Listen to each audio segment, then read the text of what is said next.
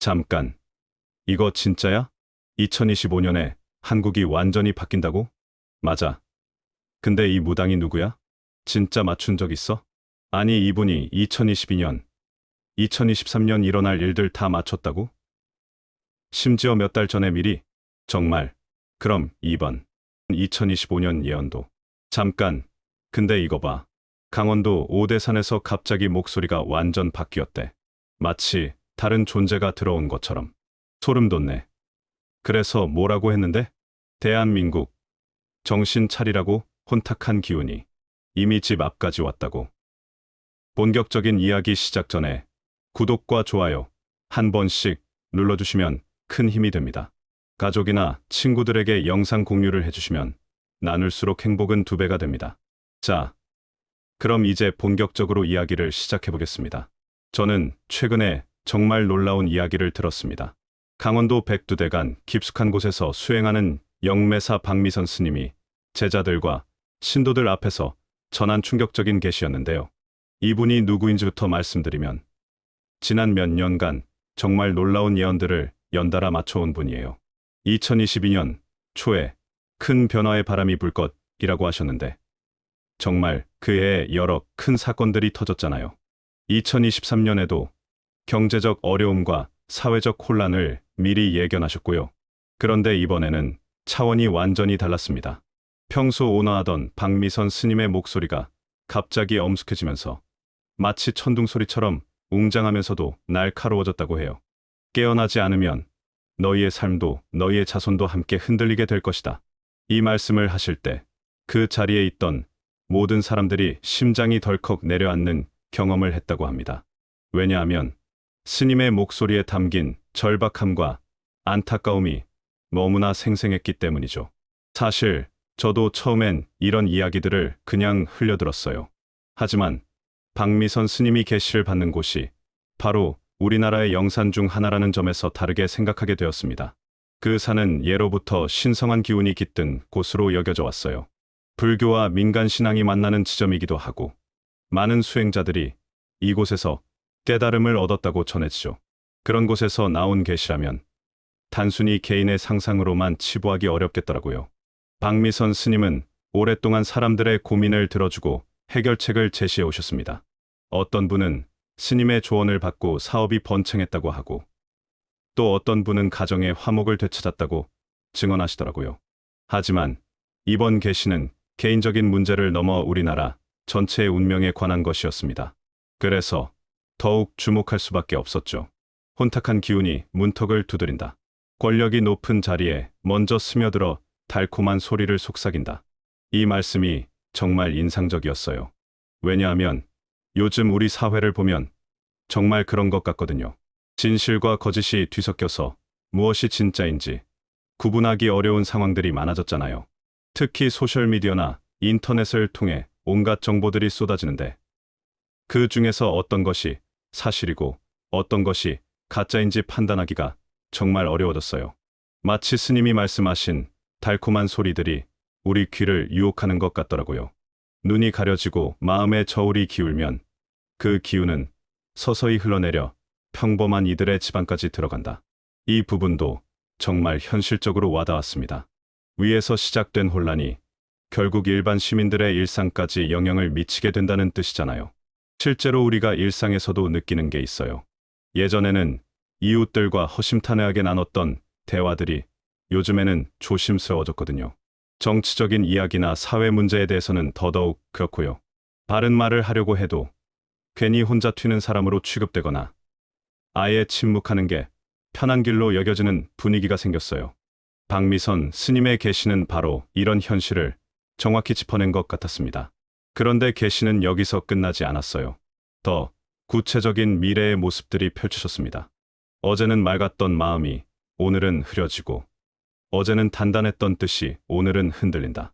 이 말씀을 들었을 때 정말 소름이 돋았어요. 왜냐하면 요즘 정말 많은 사람들이 이런 경험을 하고 있거든요.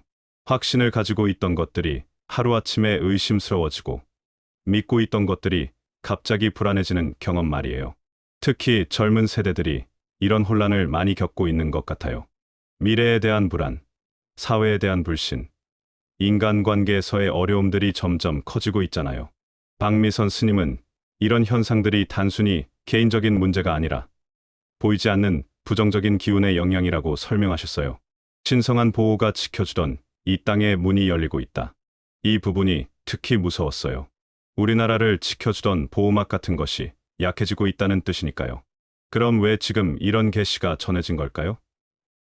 스님의 설명에 따르면 세상이 빠르게 변하면서 좋은 면도 많아졌지만 동시에 부작용도 커졌다는 거예요.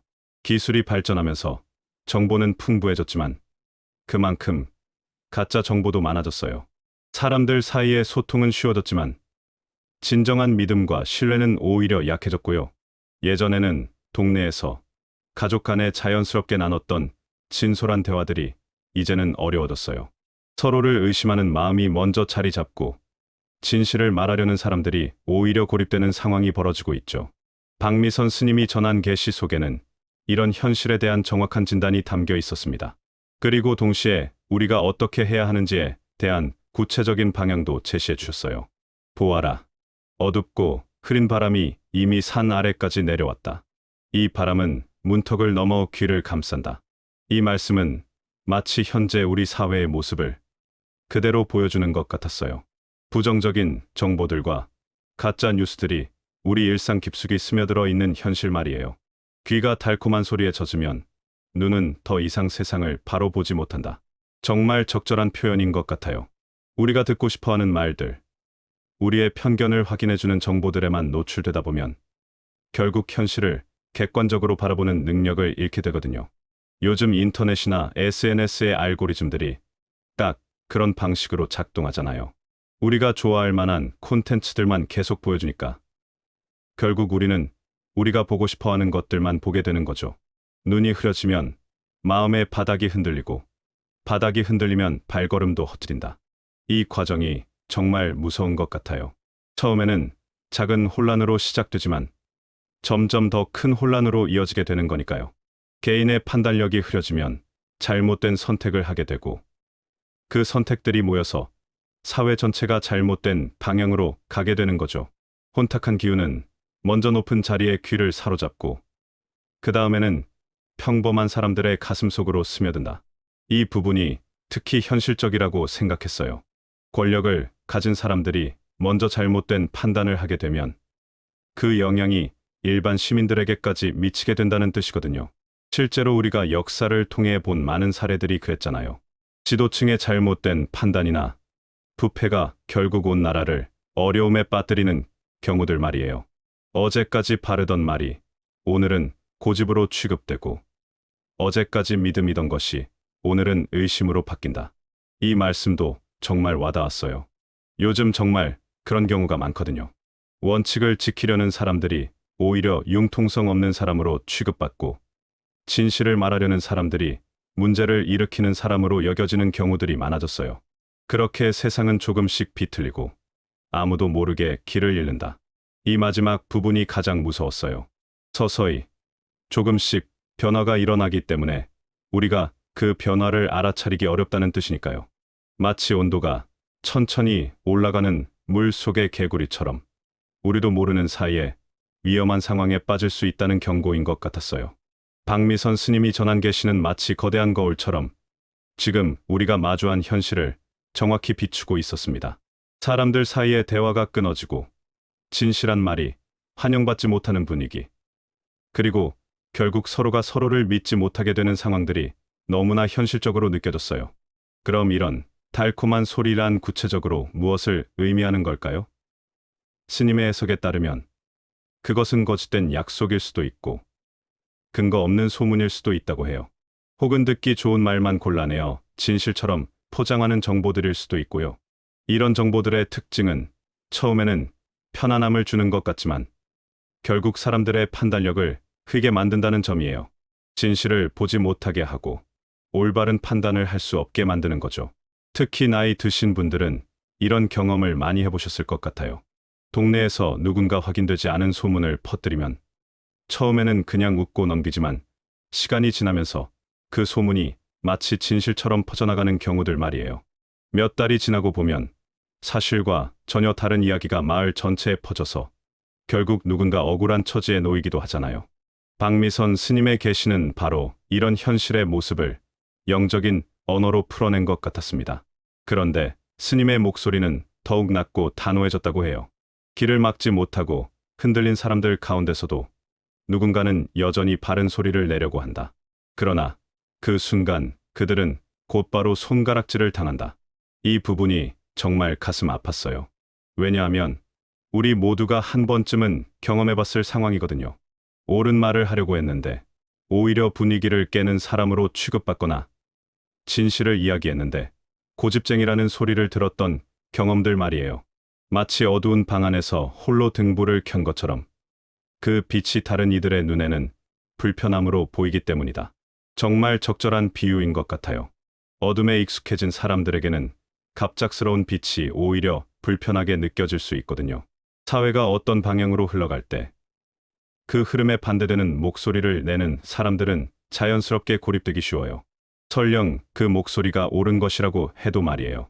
그러니 올바른 말을 하는 이들은 고립되고 때로는 미움의 대상이 된다. 이 현실이 정말 안타까웠어요. 사회를 위해 필요한 목소리를 내는 사람들이 오히려 외로운 싸움을 해야 하는 상황이니까요. 하지만 스님의 다음 말씀에서 희망을 찾을 수 있었어요. 하지만 기억하라. 신들이 내게 전한 말은 분명하다.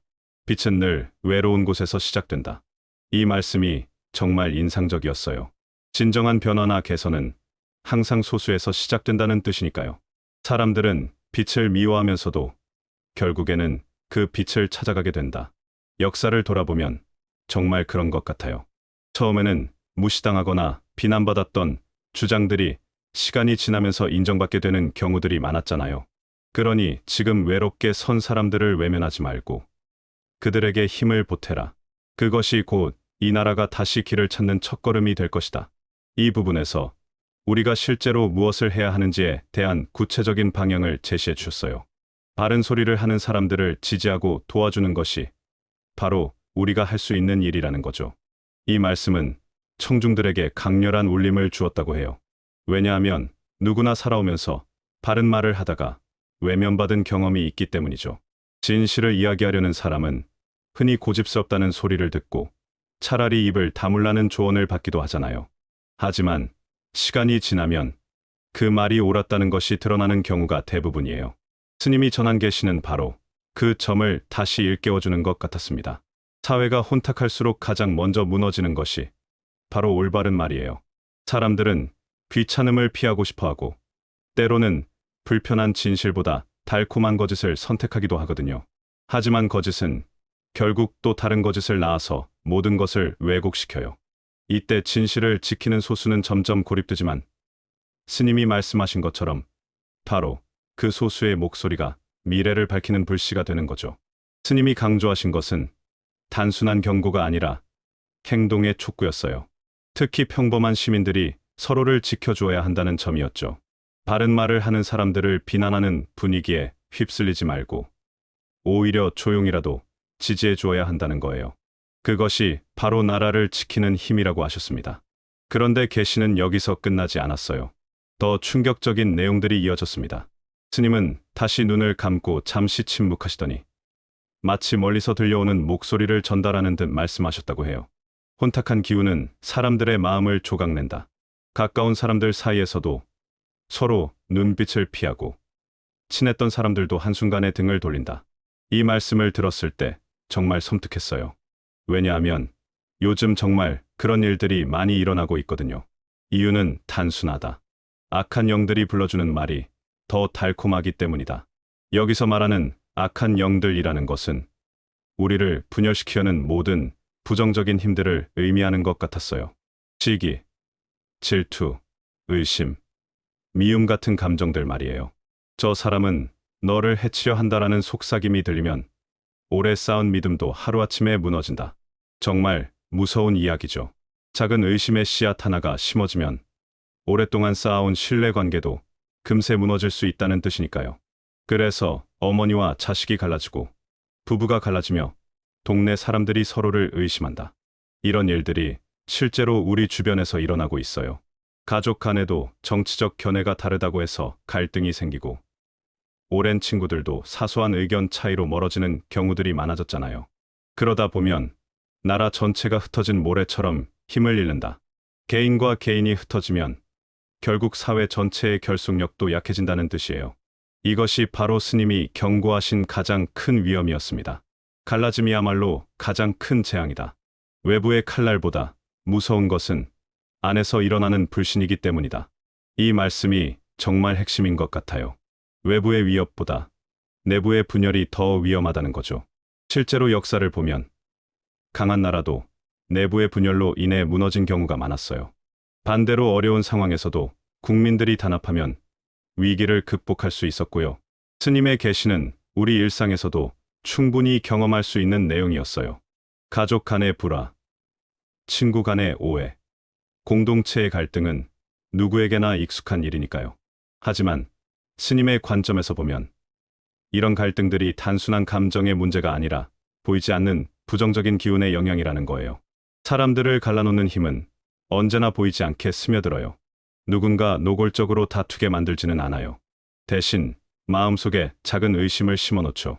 저 사람은 나와 다르다라는 생각이 싹 트면 그 순간부터 거리는 벌어지고 마음은 멀어져요. 그 결과로 공동체의 기운은 약해지고 결국 나라까지 흔들리게 되는 거죠. 스님이 말씀하신 갈라짐의 재앙은 단순한 상상이 아니에요. 예로부터 나라가 어려움에 빠질 때마다 가장 먼저 나타난 현상이 바로 사람들 사이의 분열이었거든요. 작은 마을에서도 그렇고 큰 정치의 무대에서도 그래요. 뿌리가 갈라지면 나무는 쓰러지고 줄이 끊어지면 배는 표류하게 되죠. 하지만 스님이 전한 계시는 절망으로 끝나지 않았어요. 갈라진 마음을 다시 이을 수 있는 힘이 여전히 남아있다는 희망의 메시지도 함께 전해주셨거든요.